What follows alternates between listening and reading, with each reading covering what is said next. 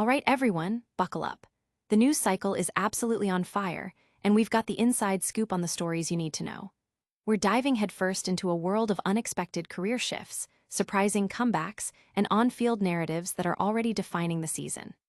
Get ready, because what we're about to break down is going to have you talking. From hometown heroes making a splash to veteran legends rewriting their own scripts, this is the rapid-fire update you've been waiting for. We're covering the game changers, the headline makers, and the moments that are already creating buzz. Let's get into it. First up, a story that's hitting close to home for one particular fanbase, featuring a quarterback who's drawing some serious comparisons to a league legend. This is one you won't want to miss. Next, we're shifting gears to a league veteran who's surprisingly changing his tune about his future, sparking a ton of speculation about what's next. Then, we're digging into the very real questions surrounding a seasoned player's physical capabilities as he steps into a high-stakes new role. And finally, we're exploring how a team is looking to navigate a packed roster with a familiar face back in the mix. Stick around, because you're about to get the full download. Don't forget to hit that like button, subscribe to the Rodger Report, and ring that notification bell so you never miss an update. Hometown QB making waves. Boise State's depth chart is buzzing with the news of a local talent stepping into a prominent backup role, a move that hasn't happened in over 3 decades. The last time Boise State had a starting quarterback hailing from Idaho, the football landscape was vastly different, with the team still competing in the Big Sky Conference and the iconic blue turf a relatively new feature. That was 33 years ago, in 1992, when Meridian High School graduate Travis Stewart led the Broncos. Since then, generations of quarterbacks have passed through, but none have carried the banner of being Idaho-born.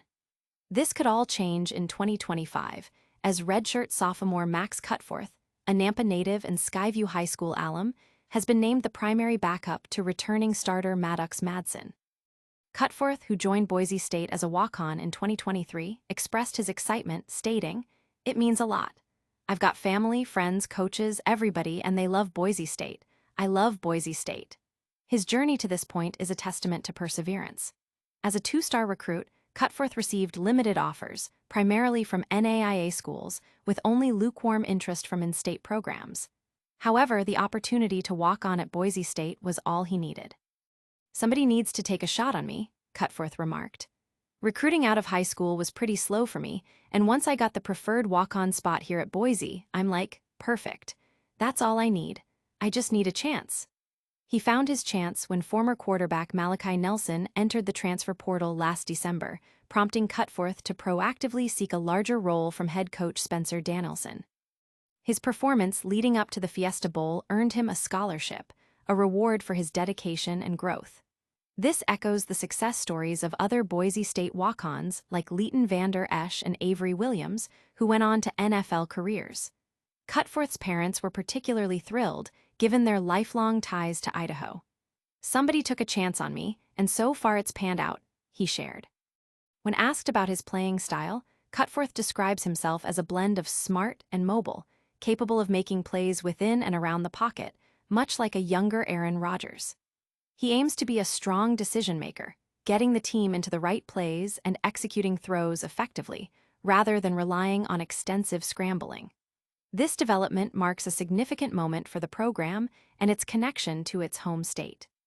But how does this local talent's potential stack up against the league's established stars? We're heading to Pittsburgh next, where a familiar quarterback is stirring up talk about his future. Rodgers rethinks retirement plans. Aaron Rodgers, the veteran quarterback who recently joined the Pittsburgh Steelers, appears to be reconsidering his initial stance on retiring after the 2025 season. When he first signed with the team, Rodgers indicated that 2025 would likely be his final year in the NFL, citing a desire to finish his career with a lot of love and fun and peace. In a June interview with Pat McAfee, he stated, "That's why we just did a 1-year deal. Steelers didn't need to put any extra years on that or anything. This was really about finishing with a lot of love and fun and peace for the career that I've had. I mean, I've played freaking 20 years, you know? It's been a long run, and I've enjoyed it." He further elaborated on his choice of Pittsburgh, saying, What better place to finish than in one of the cornerstone franchises of the NFL with Mike Tomlin and a great group of leadership and great guys, and a city that expects you to win? However, in a recent interview with Adam Shane on Mad Dog Sports Radio, Rodgers offered a different perspective when asked about his future beyond 2025. "Oh, I don't know," he responded when questioned about retirement. "I mean, I'll reassess all that in the end, but, I signed a one-year contract, so there was nothing in there about playing longer than 1 year. But we'll see how it goes." He emphasized the importance of health and success in his decision-making process, adding, "And, obviously you'd love to have success and be healthy, and we can start there with health and have some success and enjoy it. Make a run. That'd be really special, and then we'll figure that out come next February." While Rodgers didn't explicitly state his intention to play beyond 2025 or return to the Steelers, the possibility remains open, especially given the team's current quarterback situation.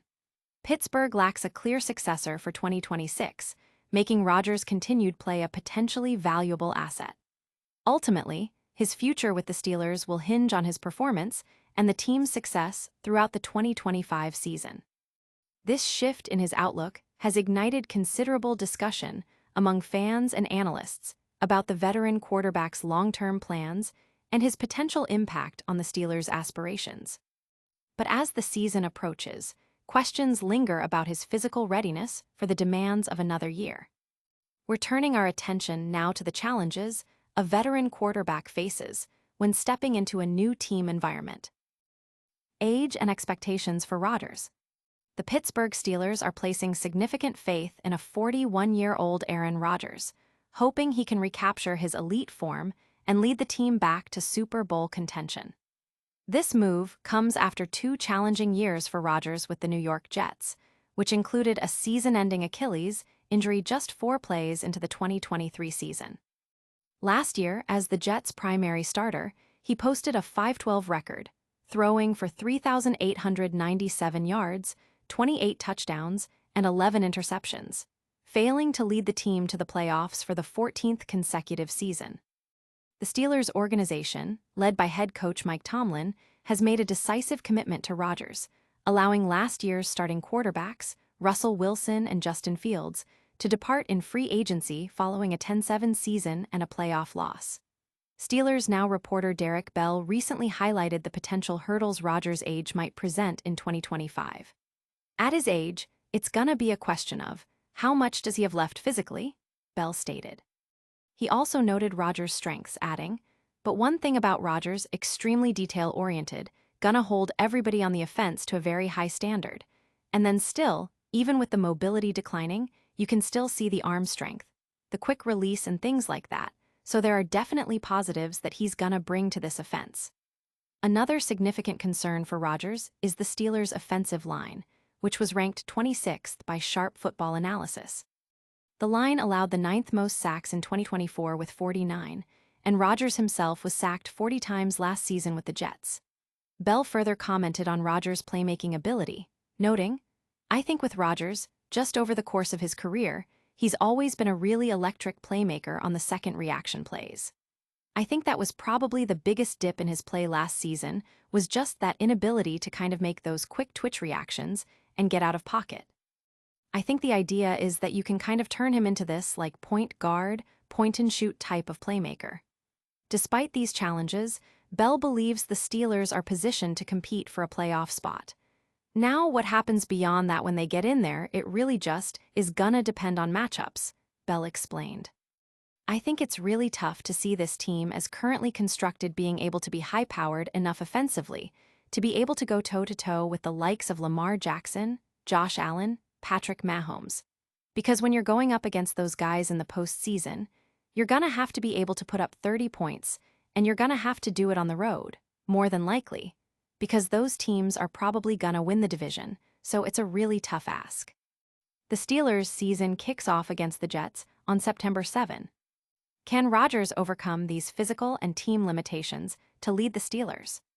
We're switching gears to the AFC East now, where a different team is managing its own quarterback situation and a crowded receiving core. Jets navigate crowded receiver room. The New York Jets are preparing for the upcoming 2025 NFL season, which kicks off with a home game against the Pittsburgh Steelers. This matchup is particularly notable as it will feature the return of quarterback Aaron Rodgers, whom the Jets parted ways with after a disappointing 2024 campaign. This season, the Jets will be led by quarterback Justin Fields, who will also face his former team. A key storyline for the Jets this year revolves around their deep and competitive wide receiver room, which currently lacks a clear pecking order. Head coach Aaron Glenn recently shared his perspective on managing this talent-rich group. Garrett Wilson, he can do it all, Arian Smith, has improved tremendously as far as understanding how to run routes, and his hands have improved. J. Ray, Josh Reynolds, the savvy vet that knows how to get open, that can read zones, Glenn stated, according to Rich Cimini of ESPN. He continued to highlight other receivers, noting, Lazard is a really good blocker in the slot. He's a big target to be able to go up and get 50-50 balls. Tyler Johnson, he's another savvy vet. It kind of reminds me of J. Ray when it comes to being able to get open the zone. If these players perform to Glenn's expectations, the Jets could exceed some predictions for the 2025 season. The team appears to be in a transitional phase, balancing rebuilding efforts with the potential to contend. While they have moved on from significant talent, such as trading Derek Natty to the Kansas City Chiefs, Glenn seems optimistic about the current roster's ability to compete. The Jets' ability to make a statement this season will be tested early when they host the Steelers on September 7 at 1:00 p.m. ET from MetLife Stadium. Will this talented receiving core be enough to elevate the Jets' offense? That's all the news for today, but we'll be back with more updates soon. All right, that's a wrap on today's rapid-fire rundown. We saw a hometown QB getting serious hype at Boise State, Aaron Rodgers playing coy about his retirement plans with the Steelers, questions swirling about his physical game, and the Jets sorting out their deep receiver core. Make sure to hit that like button if you enjoyed the show, subscribe to the Rodger Report for all your must-know updates, and ring that notification bell so you don't miss a single video. Drop a comment below with your thoughts on these stories, and don't forget to follow us on all our social media channels for even more content. We'll catch you on the next one.